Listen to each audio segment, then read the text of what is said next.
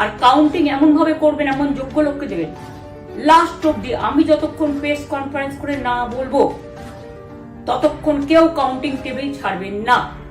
এবং মনে রাখবেন যে টেবিলে যেটা কাউন্ট হয় তারপরে ওরা কম্পিউটারে আপলোড করার সময় সেটাকে চেঞ্জ করে দেয়, মানে আমাদেরটা দিয়ে দেয় বিজেপিকে, বিজেপিটা দিয়ে দেয় আমাদের।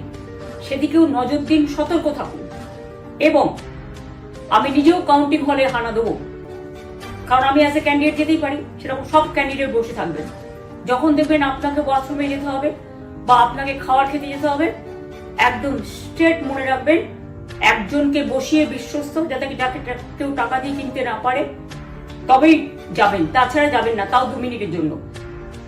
আর একটা কথা বলি, সবাই শান্ত থাকবেন, সংযত থাকবেন, দিদির প্রতি ভরসা রাখুন, বাংলার মানুষের প্রতি ভরসা রাখুন।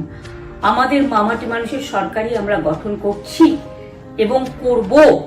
নিশ্চিন্তে থাকুন, নিশ্চিন্তে শান্তভাবে সংযতভাবে থাকুন। ইভিএম মেশিন অ্যান্ড কাউন্টিং, ক্যান্ডিডেটরা নিজেরা একটু মাঠে নামুন।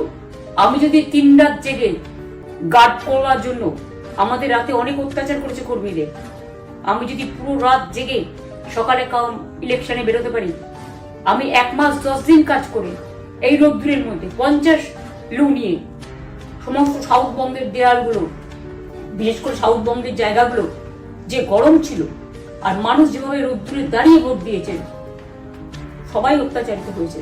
এক তো এসআইআর এর অত্যাচার, এক হচ্ছে সেন্ট্রাল ফোর্সের অত্যাচার।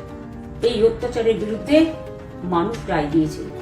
বিজেপি যতই ভাবুন, ভেবেই বসে থাকুন, আর যতই অপপ্রচার করুন, মনে রাখবেন জবাব পাবেন 4 তারিখে সন্ধ্যের মধ্যে। অপেক্ষা করুন।